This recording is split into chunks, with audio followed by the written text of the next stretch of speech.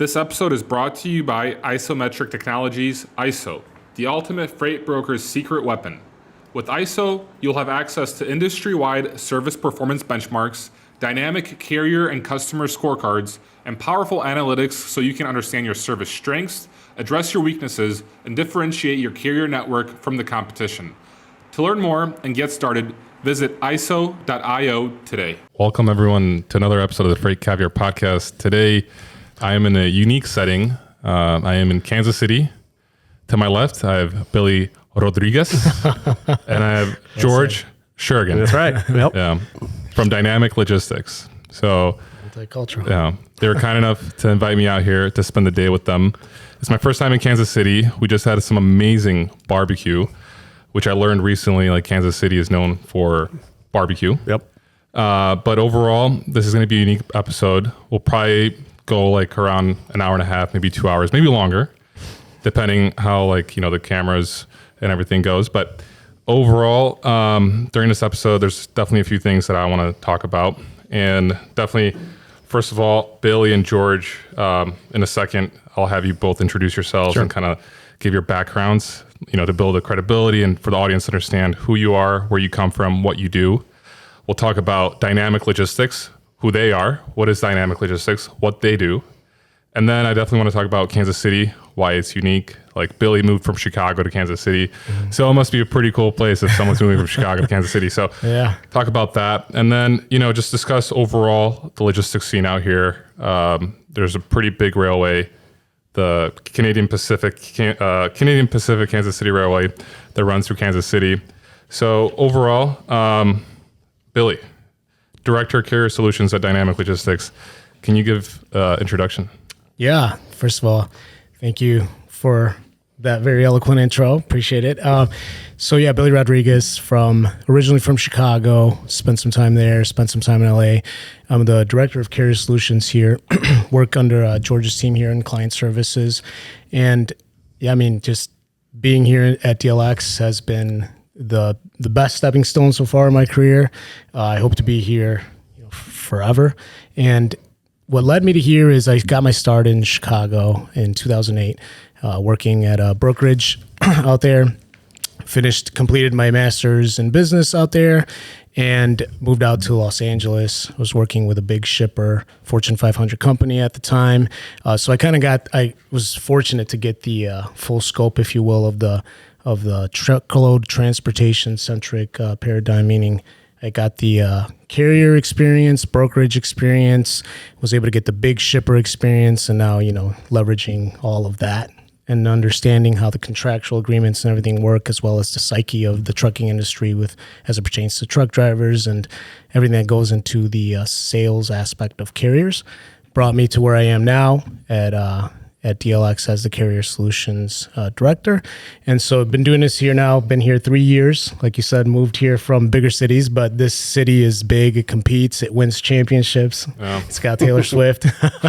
And so very fortunate to be here and really blazing trails within our company to make sure that we do everything at scale with our carriers, and really loving it. Definitely. And we'll dig deeper into your story here in a second. George, if you could please give an introduction. Yeah, so George Schergen, Vice President of Client Services at DLX, but been in the logistics space since 2002. So I've been doing this quite a long time now, and really kind of started on the 3PL space, right? So managing a lot of the analytics and getting my boots on the ground with understanding how the TMS works and rate loading all the different truckload and LTL rates and understanding LTL tariffs and all those things that go into kind of the back office stuff, right? That things that you don't really think about when you're executing a load, how that works and how that gets in the system. So started at Meridian IQ, which also developed into YRC Logistics, MIQ Logistics. Did a long stint there, and then we were acquired in 2017 by a company named Transportation Insight. So I went over to that organization and got a little bit more experience on the customer side of things. So in 2021, came over to DLX. been here since for 3 years now as well, but managing the client services group within DLX. If you think about all the supporting elements that go into supporting a customer from continuous improvement, whether it's the analytics side of the business or whether it's Billie and the LTL and the truckload procurement side of the business, as well as freight claims and management, supporting those clients kind of that, what can we do next, right? So evolving and looking at a solution on the analytical side, as well as leveraging our carriers and our dynamic space into that area and that arena.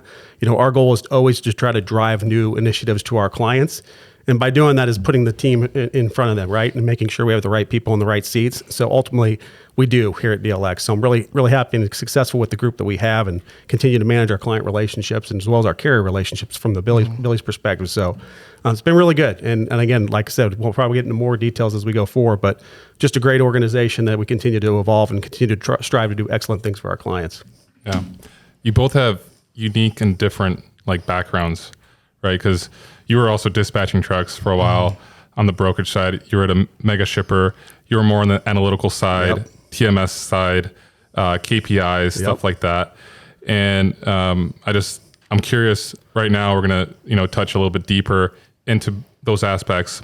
And so, Billie, you ended up going to a Fortune 500 shipper, from being a dispatcher. You had 45 to 60 trucks you're dispatching. Yep. And your father was a truck driver. Yeah. So, hey there, amazing listeners. If you're enjoying what you're hearing on our podcast, we need your support. It will only take a moment, but it would mean the world to us. Please make sure to hit the like button on this video, subscribe to our channel, and don't forget to share with one of your friends that would enjoy our content. Your engagement helps us reach more people and bring more awesome episodes to you.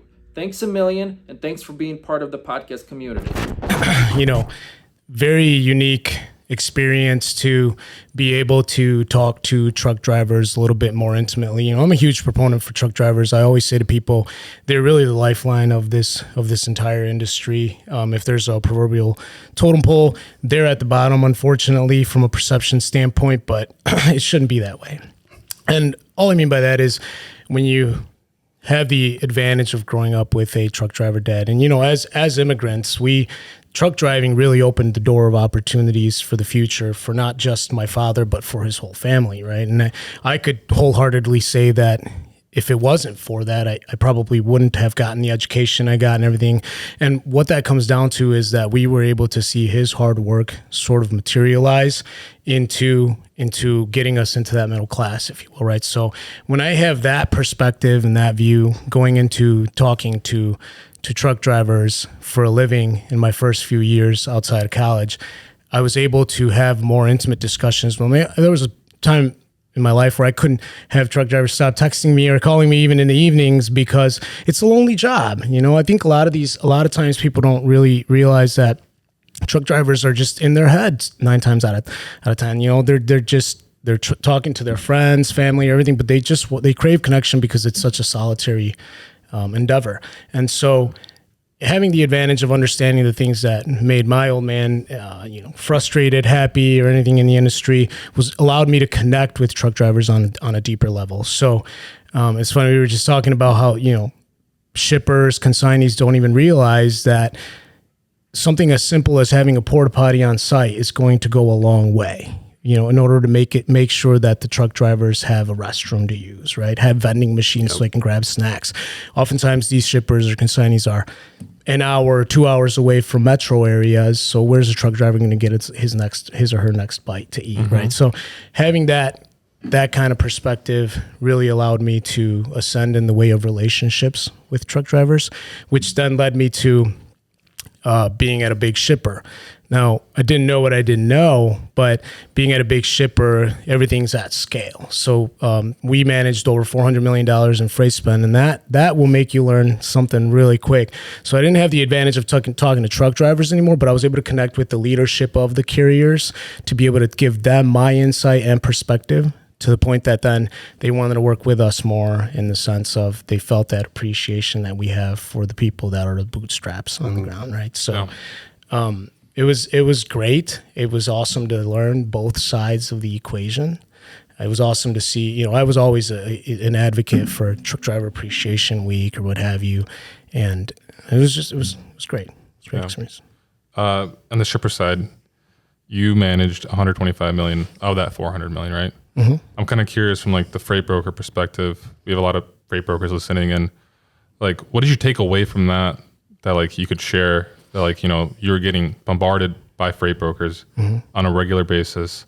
They wanted to move your freight, trucking companies too, but I'm guessing mostly freight brokers. What were like the learning lessons from that? Yeah, so easily every day I had to create a new folder. Easily every day, 100 solicitation emails a day, right? So how do you necessarily sift through that? How do you make yourself stand out, if you will, in order to gain that attention from the shipping side of things? You know, our department was only 5-6 people in, and we managed all of that freight spend by ourselves. But if you really think about it, one key advice I would give is don't just simplify it. Sometimes less is more. Don't promise the world. I would get these long emails. I think I remember we would all circle around and look at the best one of the day. And there was one freight broker that said, I will make all your dreams come true. I will track your freight in my sleep. If there was an extra hour in the day, I would use that to track it. All this other stuff that, while comical at best, it's just too much. So what I tell people to lead with, and in the 3PL space especially, is lead with the human element, with the connection element. And all I mean by that is just shoot it straight. You know, I'm so-and-so from this company. Give 3 or 4 bullets, very concise. This is what we manage. These are some of our customers. Here's what I'm looking for. You get to the point, right? Yeah. It's one of those things where, like, why have an hour-and-a-half meeting when you can get everything done in 30 meetings, right? Be concise, get to the point. And then that'll grab attention. But also at the same time, I think 3PLs have this tendency to then email the next day, then the next day, then the next day, then the next day, thinking that's going to grab the attention. I understand the importance of follow-up, but give it a little bit of time. Only because from the big shipper's perspective, I promise you, they're getting hit up so much. They're going to appreciate someone who maybe reaches out a couple weeks later or a month later, not every single day. Because then, I know I get the whole thing of being persistent. That's going to land you the business. I understand that. And there's many school of thoughts on that. I'm not here to tell you exactly how to run your business, but I'm just saying from my perspective and from those around me, being at a big shipper, the ones that caught our attention were the ones that were real, weren't sitting there saying extraordinary things, gave us concise information, and followed up at a decent cadence, because I know oftentimes we get voicemails. And just do the exact same thing if you do leave a voicemail. Is just be as concise as possible with it. And then you're gonna catch them one day. You are. Yeah. Even if it's a year later, you're gonna catch them one day. Mm-hmm. And then just be personable. Providing facts, right? I mean, at the end of the day, like, what do you really want? What do you need? And that way you can actually deliver that to them, right? Ultimately. Absolutely. So they set up for success, right? Yeah. Because you're right. You get a lot of, hey, I can move your freight in all these different areas, but they're not an expert in those areas. We really, if you focus on the parts that you're really good at, that's how you build those spots and those relationships, and you grow from there, right? I think that's the transparency you're looking for. Absolutely. And one thing I'll tell you is, we at DLX, we're not just a shipper, we're multiple shippers, because we manage the freight for a lot of these shippers. And so what I can tell you is that I still get hit up, but now I'm easier to sift through them and to and even if in a time period where we're using much less of a 3PL space to move our freight, the dignity, the treatment, everything is always there. They're always going to get a reply from you. They're always going to get courtesy from me. But it's one of those things where a big advice I could give, if I could give an advice to 3PLs out there, is just understand you're not necessarily going to get it. I'll tell you one thing that impressed me. It happened when I was with that company, and it's happened to me at DLX as well. Is that a 3PL turned down business because they kept it real. They knew, to what George said, they knew what they could or couldn't do. And here's the worst thing you can do is promise them, I got it. Be overzealous, maybe even come in aggressively with rates. And what you have to realize is, especially if you're going through a pricing event, your allocation, any awards you're going to get, is a direct result of someone losing that freight. Mm-hmm. So all of a sudden, you come in here and you think you're going to do what you said you're going to do, and then you don't. That severs ties. Yep. That puts you on DNU lists. That so my suggestion is be as realistic as possible. Guess what happened with that 3PL that said, actually, I can't do this. I kept it real. We started inviting them to more RFPs because it made more sense. We knew that they knew. There's trust. Yeah. When someone tells you realistically, looks you in the eye and says, I'm not even going to try to do that. then you know that they're so much more in tune with their business and their capabilities. Yep. Yeah. Avoid that term, right? Paper rates. That's the main thing, right? I think you see that a lot in your world. Like, don't give me rates that are not necessarily going to drive a solution to the customer, because at the end of the day, yeah, you can move it for a certain period of time, but then next year, 6 months from now, you're sending a 10 to 15% GRI, right? That's hard to keep you in a solution that I've removed somebody that maybe you had a history with before and that's moving that lane. It just can cause some issues down the road. So just provide real things, right? Be straightforward in how you want to price freight, what lanes you're looking for. That's ultimately what we look for in our space. Okay. Yeah. And even to that degree, I'll tell you right now, if we're talking about any litmus tests that shippers might do or anything, is if you go in and you price every single lane, especially if they were paper rates or anything, as you're saying, that's a little suspicious. Again, how do you really though? And when they come in and they say, I've got carriers that can drop, I've got carriers that can do this, is like, talk to us a little bit more holistically about your actual process, right? That's the kind of stuff we're looking for. Okay. George, I want to hear a little bit from you. Like, how is your day-to-day? Like you told me earlier today, you've never booked a carrier on a load before. No. So tell us a little bit about your background more in depth about what you did and kind of like, TMS side of things and analytics, like KPIs. Yep. Discuss that, and like I want to learn more from you, because I feel like I don't know anything about that. Yeah, so on the managed trans side, so you think about managed transportation, we have contractual clients that we've signed for 3 to 4 years or longer, based on what contractual language we can get approved through that process. But ultimately, we're trying to provide a solution for the client across the board, right? So from analytics to the TMS, to the reporting, to the carrier procurement, all the way down to freight audit and pay. My team is in charge of that. So that's kind of my background. I've been on the customer side most of my career. I've done a little bit on the transportation side with carriers, so I manage carrier relationships, but that was all on contracted business. So when you think about repetitive lanes in that pocket and that nature, we're trying to find carriers that we can contract on those lanes. One, to deliver the service we need, but also provide the right rates, right? That's going to drive a competitive price back to the client. Not necessarily bottom of the line pricing, because I need that service that's ultimately going to be there when I need it, right? So, we're in a market now where markets rates are down versus what they were historically. That market's going to change eventually. So our job is to help protect our clients as much as we can by providing them those carriers and those lanes that's going to provide that service regardless of what happens in the market. Not to say we don't get GRIs or we get increases based on just service performance or things that are going on, but we use that, and when I say KPIs or key measurements, we use a tool called Microsoft BI within DLX. So we're measuring all that stuff from a carrier perspective. So how are our carriers performing based on what we've signed them up to do? Are they hitting those on-time numbers? Are they delivering the shipments they said they were going to deliver, right? Is their cost in line with what they said they were going to do? So we're meeting with them on a regular basis as well as our clients. So been in the client space most of my career. So when it talks about building those relationships as Billy does on the carrier side, we're doing that at DLX on the client side as well. So understanding what their needs are outside of just the basic day-to-day, hey, I need a new carrier in this lane, right? So we try to evolve those solutions over time by using that KPI data, those metrics based on where their shipment points are, based off of how frequent they ship their freight, based on the modes they're shipping their freight. Is there opportunity for us to take that and consolidate freight and find new ways to ship product, ultimately to provide savings outside of just a carrier rate? Because in this marketplace, right, we don't want to disrupt key incumbent carriers into our customer solution. We do want to drive competitive nature within those carriers. So we'll bring new carriers to the solution to try to drive pricing down or find different pockets where we can introduce carriers. But our goal is to really provide insight to those clients to help evolve their solution, right? That's the main goal within DLX in my department, is that continuous improvement aspect and really building that relationship with those clients to become that partner. We don't want to be looked at as a vendor by any means. I don't want to be looked at as a carrier. I want to be looked at as a partner within my organization. So that's our group as a whole, is really trying to provide that key insight, key data points to really measure what we can do next to really provide that continuous, drive within their solution, what they're looking to do in the supply chain. In terms of managed transportation, when I was a freight broker, we never did managed transportation. And that's something that I learned actually through Freight Caviar more about the whole, kind of side of that industry. Yeah.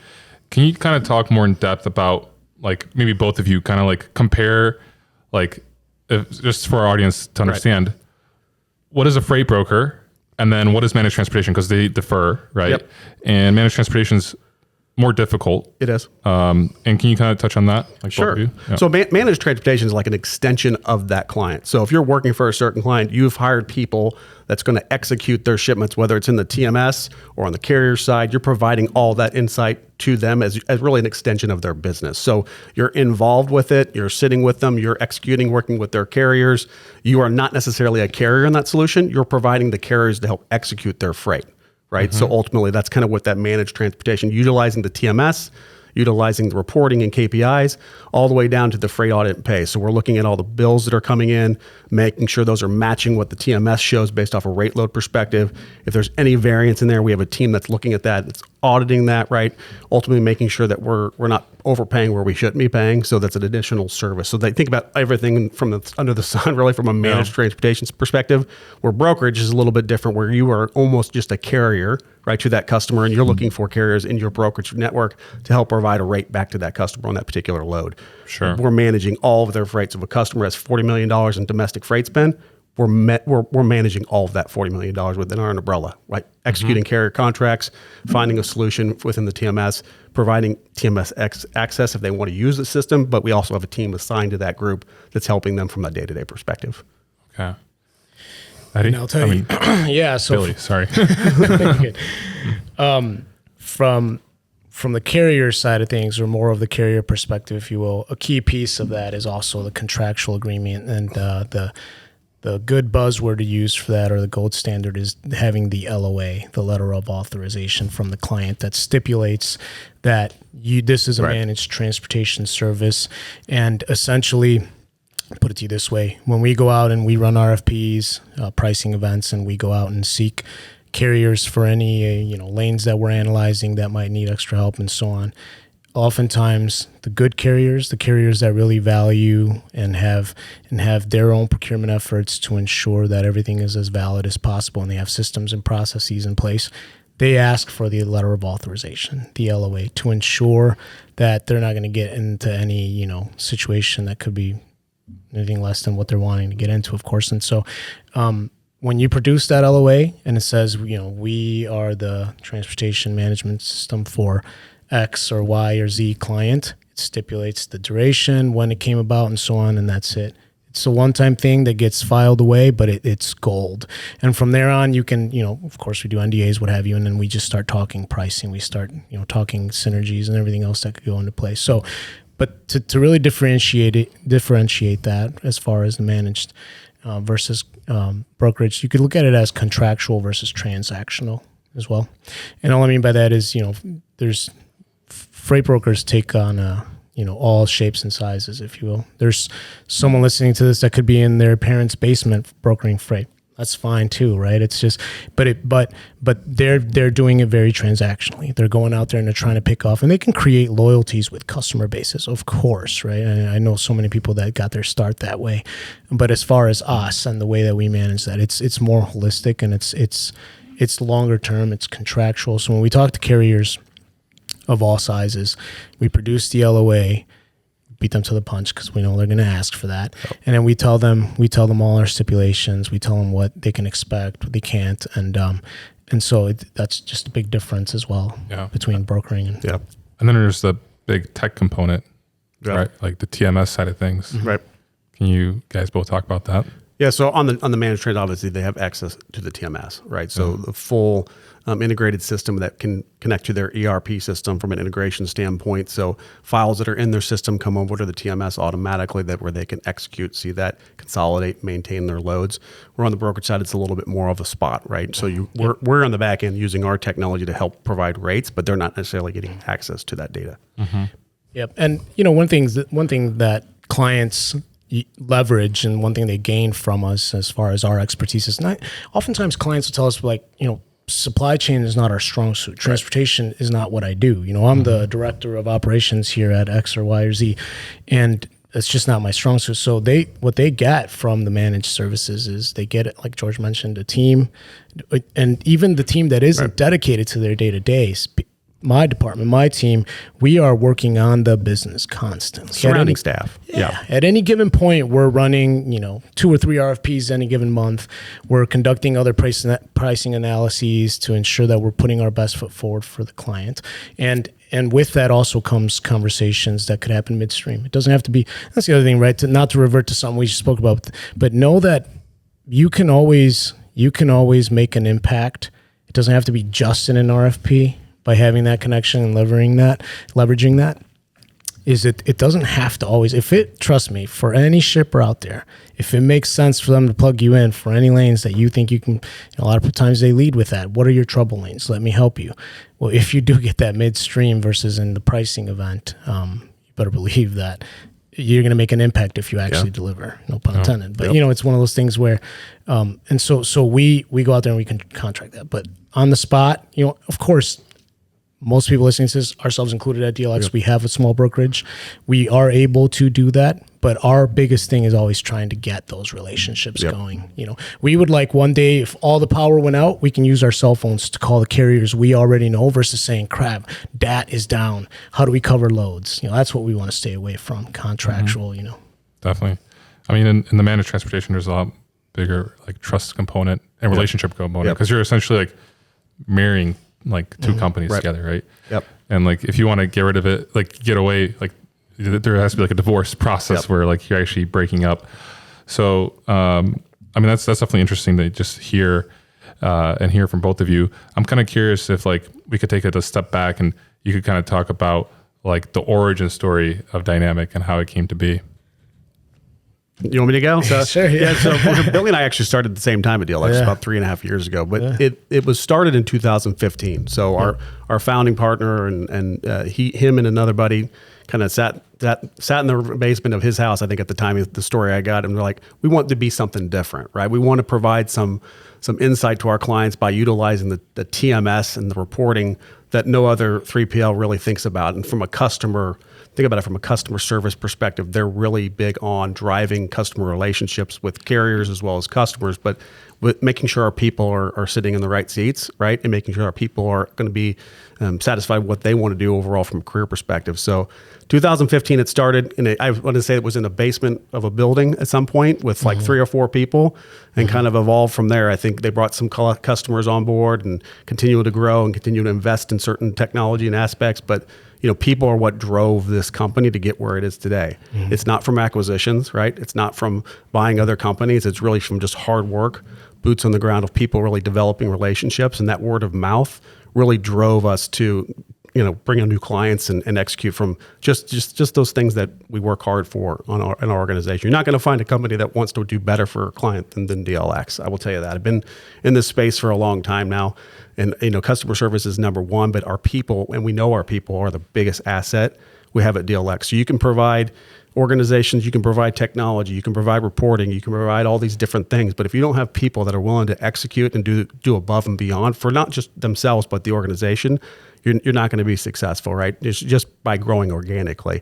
So they've done a really good job of developing that culture within DLX. And I think, Billie can speak to that, right? Coming on board and, how he got into DLX, how he got here just from that relationship piece of being a customer at one point, but being able to see what we do here in this organization to really help evolve things for not just people, but customers as well. So, that's kind of the start. I mean, I jump in there, Billie. Yeah, I think so. So, it got started through some passionate leaders that saw this niche sector of the market underrepresented in the sense of leading with empathy, if you will, right? And this isn't meant to sound mushy or this and that, but it's the truth. It is absolutely the truth. I mean, you had the advantage of, shout out to Jason Yeager. Yeah. You had the advantage of meeting him, and everything we had mentioned to you, you saw that come to life when you had that conversation with him. He is passionate about life. He's got a zest for life. He's passionate about his company. He's passionate about his people, first and foremost. And that's something that I felt right away before I joined DLX. I think it's something that honestly is a testament to us, not us sitting here telling you this. This is what if you look at our webpage, this is what our clients are talking about us, right? And we have one of our clients that took 4.5 years to close. And that client, after what we were able to provide to them after 1 quarter, couldn't believe that they did not execute on this much sooner, because they finally understood exactly what set us apart, and it was that talent, the passion, the people that, there's this quote I saw the other day, I forget who it's from, but some business leader that said, stress is when you have to go to work and you dread it and you don't like what you do. And then it's called passion. No matter if you're putting in the same amount of work, right? I say that in air quotes. It's called passion when you are loving that. And that's I truly, as George has also said, I've been in multiple spaces where some things were great, some things weren't. And this is just the closest to perfection as it can be. And it comes down to the talent, the passion, the people. Yeah. And you originally were in Chicago, and then you moved to LA to work for the shipper, and then you moved to Kansas City, and that was because of Jason, right?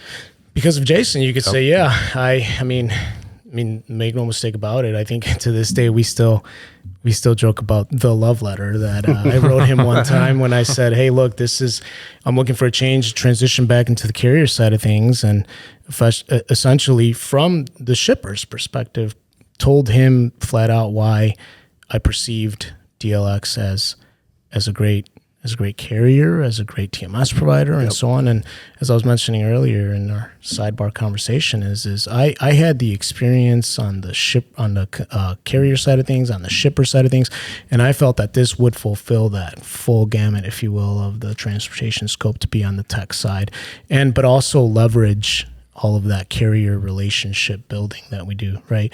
We've got carriers that we meet up with so consistently now, as we've taken the next step in those relationship buildings, that we wholeheartedly, we don't just say it, we actually execute on it. They are our clients, and we're so excited to be partnering with some big names in the industry. But beyond just their brand or their name, it's because everything else matters that falls down into the line of that, meaning that they have great safety records. They also treat, we're not gonna sell out and partner with carriers that don't also have high value and high ethical standards as well in the industry for themselves. They're doing great for their organizations. That's why we're implementing our Carrier of the Year program, and that's what the relationship piece is a big component to that. Yeah. One of the first things that I noticed that stuck out when I entered the office was the core values of Dynamic Logistix was presented everywhere. And I visited many logistics offices, and I'd never seen that before. And I thought that was really special. Like, you're at the urinal and there's like the core values right in your face. But I love it because, and we talked about this too, like I've been reading the book Traction by Gino Wickman, and that's been a book that's been recommended by a lot of entrepreneurs. And it's a book that has the EOS system, entrepreneurial operating system. And I know that Dynamic DLX has implemented that. Yep. And I think it's really special that you're actually like really focused on that aspect of the business, making sure that like, well, first of all, your employees understand like what the values of the company are. Your customers understand that too. And then there's like, that's so powerful for employees to know, because I've never worked for a company that did that. And like, I feel like employees do need a lot more guidance than, they typically have at a company, and they need to understand what they're doing and what they're supposed to do with the quarter rocks and all that stuff. So I think that was really unique and special. And so just a shout out to you guys for doing that. Thanks. Yeah. This episode is brought to you by Isometric Technologies, ISO, the ultimate freight broker's secret weapon. With ISO, you'll have access to industry-wide service performance benchmarks, dynamic carrier and customer scorecards, and powerful analytics so you can understand your service strengths, address your weaknesses, and differentiate your carrier network from the competition. To learn more and get started, visit iso.io today. Yeah, we take definitely pride in that aspect of being very transparent within the organization. So, everyone kind of knows the direction of where the company's going, but also we want customers to understand that we're also investing in ourselves, right? So, and that makes us better as an organization, that ultimately we can fulfill things for them that might be outside of the box of what typical 3PLs look for, right? So we're not necessarily wanting to put a solution and set it, forget it kind of deal. So if we're not investing in ourselves and our people, then we're going to grow stagnant, right? In that aspect, and we're not going to be able to provide our customers a different solution, a new solution down the road, because ultimately that is our goal, right? Because I don't want any. If a customer's thinking at some point that we're not thinking about their business, then we're not doing our job, right? So whether it's Billy and his team from a carrier perspective, but the analytics team we got on site is very close with a lot of our clients as well. So you'll have a client that'll pick up the phone and call them, and we'll build a customer report for them on that day, right? Just so they can strategize with what they need to do for their leadership meeting. And so it's very customer focused, but it's a lot of hands-on from other departments that are really driving those initiatives that we can continue to drive solutions for our clients. Yeah, and one of our core values is we do the right thing. Right. And you can take that in every which way. It can branch out, and that's for our employees, for our carriers, for our clients. And make no mistake about it, happy people deliver better results. Right. It's just that. Again, it's one of those things where it's palpable, the difference because like you, I've had experiences elsewhere where it hasn't necessarily been like that. The sort of ideation, the vision, everything seems to flow synergetically, and that's a big difference that makes this a happy workplace. Saying over at lunch that I start to miss it if ever I'm away from the office for too long. You want people want to be in the office, right? I mean, Absolutely. I think that anybody that lives in this area is in the office as much as they can be in the office, right? It's just because of the dynamics and the picture, the things you get from other folks, right? That just help drive that, that hunger to continue to do things for our clients. It's definitely energetic there for sure. Yeah. I mean, you have a big office space. It's new. You have the big monitors. Yeah. Definitely. It's a great place. I'm curious if we could talk a little bit about contracted freight for a second. I know dealing with carriers with contracted freight, a little bit different in the spot market. I've been more of the spot market kind of person. I know a lot of people listening are either, a lot of contracted freight or a lot of spot freight. Yeah. But how does it, I guess, what can you tell us about building relationships with carriers on the contracted freight side? So I'll tell you, it's, for as kumbaya as everything has sounded, it's still the freight world. It's still tough. There's still a lot of work to be done. And all I mean by that is there are hard conversations that need to be had, but at the end of the day, when you have those conversations, be it on the client side or on the carrier side, those conversations lead to growth. As long as we're doing the right thing, as long as we're being educative about why this needs to happen, why we might be seeing a GRI, why we need this carrier to reduce their rates on this, you first lead with that, do the right thing, explain to them. It's easy for someone to say, hey, you have to cut your rates down 10 cents per mile. Why? Yeah. Right? You have to say, hey, you have to cut your rates down 10 cents per mile here because this, and that. And we're not going to put you on the spot. We're not going to tell you to give us an answer now. We can probably negotiate, but here's what our follow-up cadence is going to be. We're going to negotiate. We're going to have a meeting next week. We're going to have another meeting the following week. We're going to present you more data to the carriers, and then they'll gain that educative knowledge or experience as to the why, because 9 times out of 10 they'll say, well, wait, why are you? And then a month later, once we're finalizing the negotiation, they'll say, it made sense. And actually now I'm happier because I'm getting more freight and more consistency, and that's easier for me to retain my drivers and so on. So really providing that transparency to the carriers in order to let them know why they garnered or lost freight is key. Now, we're not just going into any conversation leading with that. It's more so helping them set the stage for success. Because here's the thing, you have to be proactive in that regard, as hard as it is. Yeah. It's our duty to be proactive so that those conversations not only are easier when they have to be had. It's nice to go to dinners with our carriers, be friendly with them, but then there's going to be inevitably a hard conversation, as is the case with any relationship that is meaningful. There's going to sometimes be hard conversations. And so the contractual aspect, I will always say, is going to serve you in the long term better through the cyclicality of the marketplace and the industry than versus if you play the spot. Yeah, you can make a quick buck doing the spot. But when there's a downturn, you don't want to be one of those companies that just played the spot. Mm-hmm. Yeah. And I want you to kind of speak to really also, Billy, if you think about the incumbent relationship you're able to build with, some of our customers, that when we sign on a new client, we don't necessarily want to say, hey, we're going to bring all this savings and drive all these new carriers to solution. We want to work with some of their incumbents as well, because obviously they do some things that are really well, right? There's some things that they're executing and that they provide to our customers that we don't want to lose that traction. So we're not throwing stuff in front of potential clients as fluff of, hey, we're going to save you X dollars by removing all your carriers and bringing our own carriers, because that's not a solution that's going to work. I think Billy can speak to this better than I can, but the relationship piece he's been able to develop for some of our key incumbent carriers from our customers has been really detrimental to our success on some of our key accounts. So I don't know if you want to jump to that a little bit. Yeah. So I think, as George mentioned, we have to understand every client's going to be nuanced. Every client's going to have, X amount of incumbent carriers, or they're going to want this model. We have clients that'll say, I don't want any other carriers except mine, and then have them bring them on, start the relationship process with them, leverage the negotiation. That's perfectly fine too. I think that the carriers initially have their guard up, and rightfully so. No one's going to blame them for that. But understanding what we're there for, we'll have some raise their eyebrow and say, "Are you guys really not going to take my freight?" And we say, "No, we're here to start this relationship. We're going to onboard you. This is go live. We're doing no RFP, depending on what the client wants or what have you." And then that relationship piece starts, and then they start to realize that, oh, you have other similar clients to what I move with my equipment type or commodities that I'm used to. We start involving them in other pricing events, one step at a time. Of course, we don't want to boil the ocean, but at the end, these carriers then start to see the light, if you will, right? And then that's how we start developing those relationships. And we never go in guns blazing to anything, right? It's always develop that relationship with the incumbent, make them feel at ease. Because ultimately, who dictates that is the client, and I mean this in as harmless a way as possible. But if the client wanted you gone, then you're gone, and we have other carriers that we can put you in with.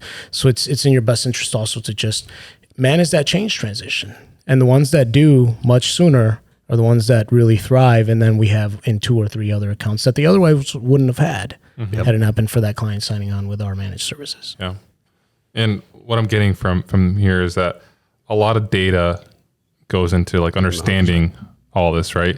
And that's something that Dynamic Logistix DLX does, right? And that's what managed transportation is really important to understand data. Yeah, you'd be surprised sorry, I don't want to interrupt you. You'd be surprised how much a lack of data comes from the marketplace that the customers were trying to bring on board. So having that information and being able to drive that technology and put it into BI tool for them for the first time is very eye-opening to see how their freight spend is being managed, right? So a lot of folks don't have that today. Yeah. And I've heard you both say GRI. Yeah. I don't know what that means, so I wanted to ask in a second what GRI means. And then what other metrics are like really important that you're tracking continuously? So GRI is a general rate increase, right? So typically every 6 months or a year, a carrier will relook at their how their ROI, so their return on investment is on some of those lanes, right? So is their OR below 100? So if it's below 100, then typically they're pretty happy with some of those lanes on how it's operating. If it gets above that, then sometimes they're gonna come with a little bit of higher GRI to kind of get that rate where it needs to be there from a pricing play. So what was the other question? Sorry, What other data metrics are you really like continuously measuring? So if you think about, really it's what the client wants to see as well. But from an internal, we're measuring on the carrier side that performance. So what's their claims ratio? How many claims per shipment do they have versus how many total shipments do they have, right? So what's their on time based off of whether it's the MABD from the must arrive by date or whether it's from the appointment date, tracking some of that stuff to the clients, because clients want to have savings, but the number one thing they want is that continued service, right, from their carrier perspective. So we're measuring some of that stuff, or whether it's a cost per pound from a client's perspective, if they're shipping a lot of LTL, to cost per mile or overall cost per charge. We're measuring some of that for them so they can look at it really on a month-to-month basis or how often they want to measure that. But we're also using that stuff. So we'll sit with our clients every quarter and walk through kind of what we call a quarterly business review, which a lot of folks in our industry do it. But our goal there is to really provide that insight that's meaningful to them and not just providing them data, but what are the key stats they're looking for that we're measuring, right? Whether it's savings we've promised within our contractual obligations, or whether it's cost per pound, or whether we have some clients we're measuring cost per dozen, right? Cost per dozen, or whatever it might be based off of what product they ship. So any key stat that they need to kind of keep hold of how they're measuring, how they're doing based off of what they put in their plan, we'll build within the BI tool. Okay. And for the carriers, obviously your industry standards and on-time delivery, on-time pickup. But again, to what George said, it depends on what the client sees as value. But again, these are all the things that we disclose to the carriers during any of the pricing events or conversations that we have. And here's a good one, since you were mentioning the word data a lot. You should probably take a poll on your platforms there. Is it data or data? See how many people say either or. What do you say? A fun one. I say data, but then I'm like, wait, I used to say data. I say data too. I'm like, I think I used to say data. Maybe it was a Chicago thing. I don't know. Sure. That's funny. I tend to sometimes butcher words just because I speak Polish and English, and I just like, so I was like worried for a second I mispronounced No, that. you're good. Español para mí, you know. So we could have this be a multilingual session. Well, I only got one, fellas. All right. So in terms of Dynamic Logistix, I know that you mentioned that there's a charity golf tournament coming up. And then that's for customers, clients to come by. You also mentioned that a carrier is going to be coming this year. Yeah. And I know that you also have talked about like being carrier centered, you know, like understanding the carrier and actually like there's a lot of companies out in this industry that don't really care about them. Right. So can you tell us a little about like what you're doing in that aspect? Yeah. So I'll give you an example. We have our carrier repository, and then we're able to produce reports that show our top 100 carriers based on filtered by whatever we want, by volume, by OTD, you name it. And I have, based on our top, call it 50 to 75 carriers, I tell my team to always grab 2 locations, one where their headquarters is, and 2 where our main point of contact is located, because oftentimes people work remote.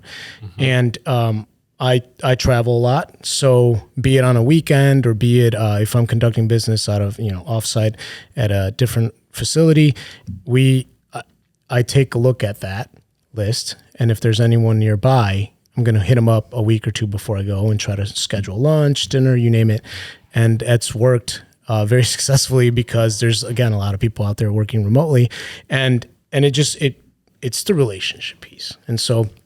For me, it's very valuable. I think about the things that we can do to set ourselves apart and that feel good factor. But more than anything, and it could be self-serving, whatever you want to call it. It's also because it makes it so much more personable to be able to meet someone, talk to them. There's people out there that have said, "Man, I've been doing business with you for 10 years and I've never met." Why? Yeah. Right. So we want to meet the people that you're doing business with. And so as far as this golf tournament goes, I knew there were a few carriers of mine that were big golfers, and I invited all of them. Some couldn't make it.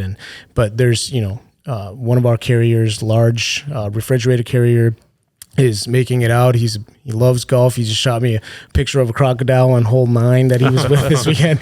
And so they're excited. We're excited to have him. But again, it just goes back to that appreciation, making them felt as important as, there's 2 sets of clients, as we always say. But also, I don't want it to get lost in the shuffle to say, oh, we only value big carriers. No, you could be a 70 truck carrier, and we will invite you as well. You could be a mom and pop carrier that has 5 trucks, 1 truck. We value those relationships. Matter of fact, one of our consistently, call it top 30 carriers, is a guy in the Northeast that only owns 3 trucks, but they churn and they're loyal. And but the relationship piece creates that loyalty on both ends, right? But it's feedback orientation too. We also ask them, what can we be doing better? How can I help you? What did this load do to you as far as why were you late?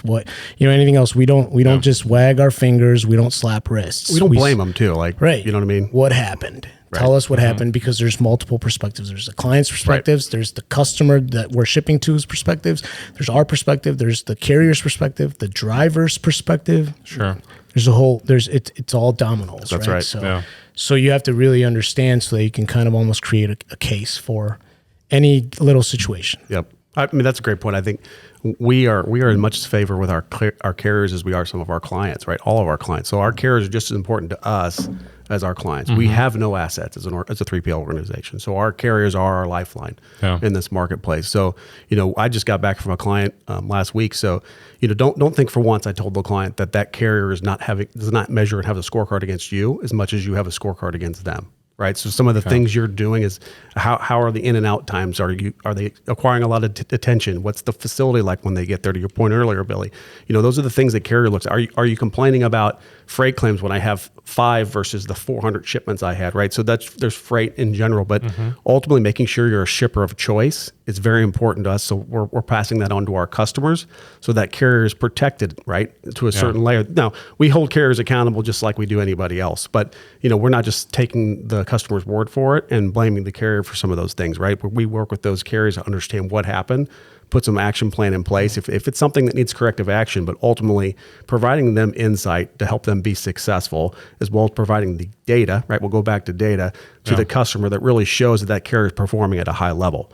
Because of a one failure or two failures here or there, a lot of times carrier can get banned, or they can say, hey, I don't want to use that carrier anymore. But let's take a step back. Let's look at that. Let's measure that. Let's really see what those carriers are doing overall to understand if they really are being successful or not successful. Yeah. So I appreciate that a lot, just because, on the brokerage side, a lot of the loads are transactional. Right. So you don't get that kind of relationship with the carrier, whereas you do. You're usually contracting freight to them, and there's that long-term kind of perspective in all these conversations that you have.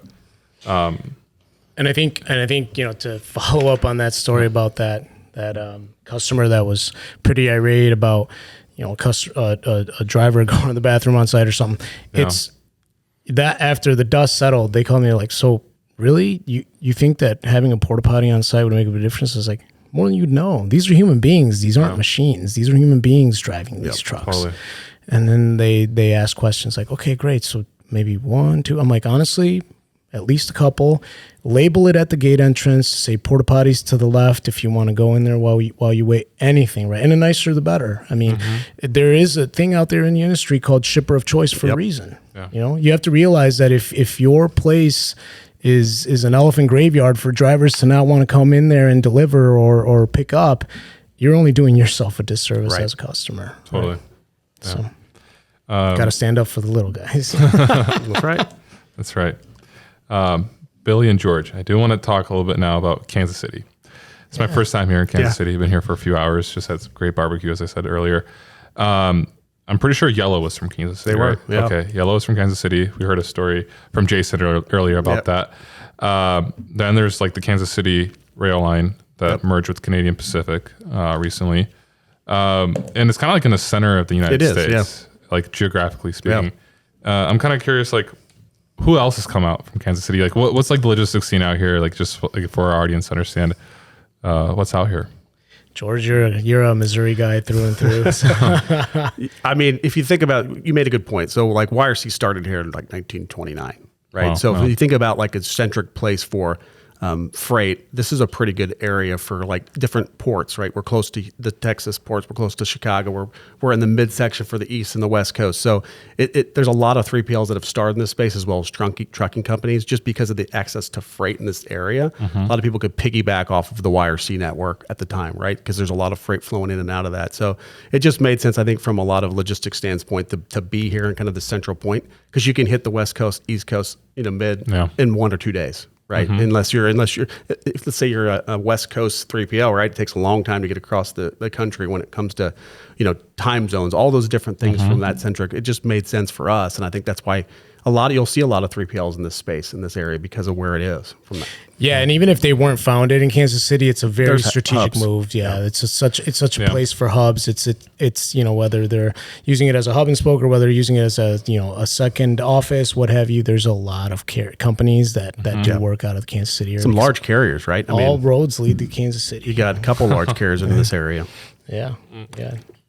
And is it like a booming town? Like, are people moving into Kansas City? Is it growing? Like, what's that I would like? say so. Probably not at the same pace as Nashville. I was in Nashville a couple weeks ago on business, and they were saying that 200 people move there a day or something. Probably not to that degree, but definitely. I mean, it's growing. I mean, think about like our sports teams, right? We got baseball, we got soccer, we've got Taylor Swift. football, we've got Taylor Swift. So I mean, it is a growing scene, I think, from that perspective. They've done a lot of things. I mean, downtown, whether it's opening up lofts and condominiums and things like that, to really bring back some things, some life downtown. Because typically, because I grew up here, right? So if you go back to the 80s and early 90s, nobody went downtown Kansas City very often. There wouldn't have the power and light district or the things that are down there now, but the T-Mobile Center we have as well. Right? So we get a lot of events and the Big 12 championships here from basketball. So I think it's definitely grown, right? For sure.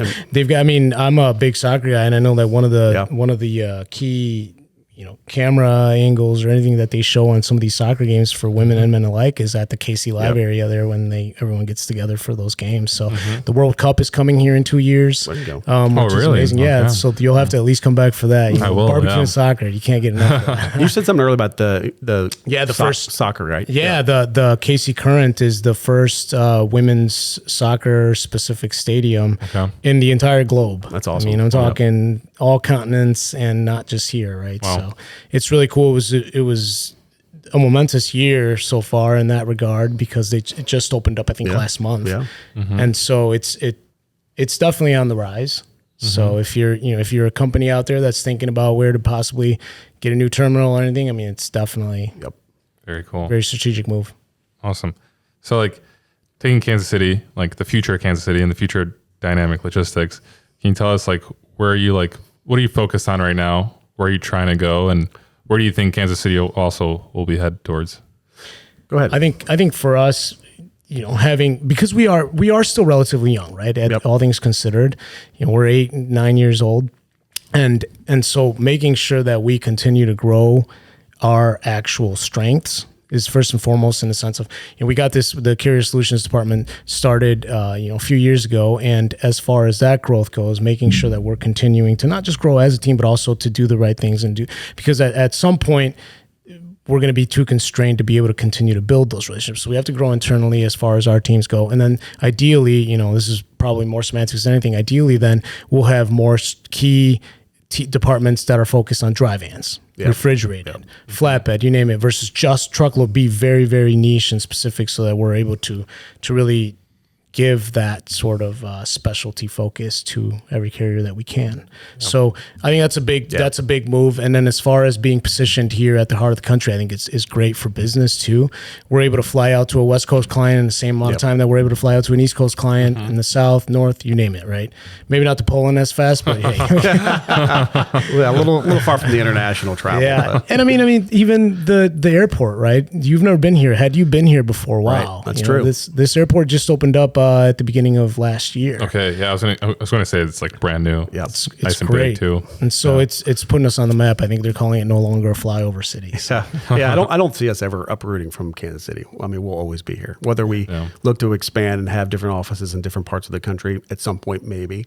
I think, but ultimately, to Billy's point earlier, people want to be here. People want to be at the mothership, right? Because ultimately, that's where the energy is. So definitely see some things from that aspect. But you're never going to see us outgrow what we want to do for our customers. I think that's the number one thing. So we're always going to be people and customer focused, and whatever technology we want to bring on, we don't want that to disrupt the customer service aspect that we have at DLX, because that's a lot of things that happen in some of those bigger organizations. You can become disconnected a little bit from your clients. So our goal is to grow like any other 3PL, right? We want to get bigger. We want to be stronger, but we also don't want to lose that connection with our clients. I think that's the number one thing, is you won't see that from us. Okay. And just real quick, I'm going to take it back to Yellow. Yeah. George, like, did Yellow's like downfall have a big impact on the city? I think definitely from a job perspective. I wouldn't say from an industry perspective. I don't think it's impacted like the LTL space that dramatic, because it was.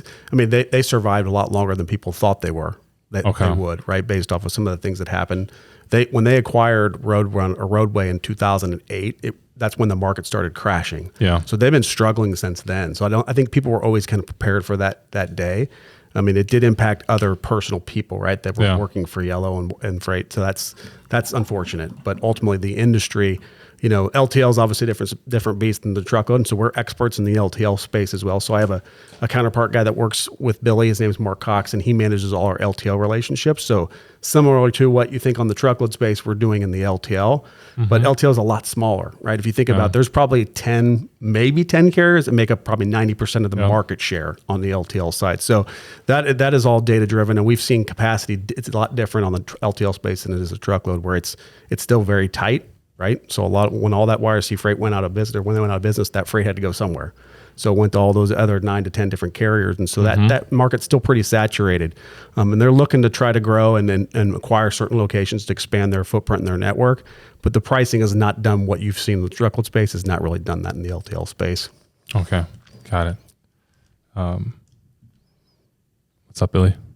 What are you thinking about? Taking it in, I was like, my 2 cents is I thought it was going to be a little more disruptive than it ended up being. And from the full truckload component, I was thinking that a lot of maybe more loads than we expected were going to be converted and everything. But I think the industry handled it pretty well. I think we, as a company who runs a lot of LTL, also handled it pretty well. And we took opportunities where we could have them. We got some contracted lanes with clients that were previously not on us. But again, ultimately not as disruptive, at least from our perspective, as we would have thought. But we also insulate ourselves, right? That's why we hold our business really close to our strategies and objectives really close, so that we can take those opportunities versus feeling any impact negatively. Sure. Is there anything that you guys want to like talk about before we wrap up? Just like any topics that you'd like want to maybe dissect? I think no. I mean, honestly, this has been great. I think we talked about Kansas City. We talked about barbecue. We talked about sports. No, I think we appreciate you taking the time to have us on. Right. I mean, I think it's really cool to experience this. I think this is the first time I've done one of these. Right. Sit down awesome. and had a podcast like this. But I mean, at the end of the day, the message is that we really want people to understand who we are as an organization. Hopefully people could feel that from this podcast and some of the things that we want to continue to do with DLX, as well as some of the things with our carriers and our customers. But we want to continue to evolve as an organization. I think that's the message that I'd love to get out to all clients and all prospective clients is, we're never just going to settle on your business, right? Yeah. Our goal is to continue to drive solutions to you and be a partner to you. I want customers to truly feel like we're an extension of their business, because we have people on the ground that are running their operations that know their freight just as well, if not better, right, than they do, right? So being proactive in that approach is our goal with our clients, whether it's growing on the managed transportation side or growing on the SDX side. Ultimately, we want to make sure we're doing the right thing by our clients and our people. Agreed. And we always preach to the carriers that, hey, the second you pick up this load, we are all now collectively an extension and representation of that freight. Right? If it's customer A or customer B, it doesn't matter. We now all represent that, and we have to treat that with white glove and making sure that that the driver goes in there, does the right things, that you communicate as needed, and so on, because it's all that trickle effect, right? So, I mean, but again, having that passion to be able to eloquently tell them, because it's freight. I think I said it earlier, right? It's an unsexy industry, but you pick up the phone or send an email and you do the right thing. And luckily our tech space, our tech component is able to expedite that and streamline that. And so that makes it that much easier. We've got our breadcrumb technology that a customer just logs in and sees where it is, just like if you're tracking your Uber, how far away it is from you, right? So, definitely. If there's anyone in the audience that would like to learn more about Dynamic, DLX, or any potential customers, who should they reach out to? I mean, either one of us, but our website, you have a good way to get a hold of anybody on the team through just signing on or calling the 1-800 number, but you'll get a hold of somebody, and trust me, you'll get a phone call back pretty quickly from the team here. So we've got a great sales team that's invested in growing the business, but all making sure that they're answering those questions and helping out where they can help, from an industry perspective. So just go to our website. Yeah, and the website, will show you everything from the carrier side to the client side to testimonial videos and everything that you kind of need to know. And then from there's even submission forms on the actual website, and we get them. To be a carrier too, right? I mean, you can get on we there, get them, we take them serious, we contact you right away, and we get the ball rolling on that. Love it. Awesome, guys. Thank you so much for having me out here in Kansas City. Yeah, thank you for having us. Appreciate it. Yeah, thanks. Thank you. Cool. Thanks for tuning in to the Daily Freight Caviar podcast. If you enjoyed the podcast, or if you didn't, leave a review. Let me know what you think. I appreciate any feedback. If you'd like to have more Freight Caviar content, go to freightcaviar.com and subscribe to my email newsletter.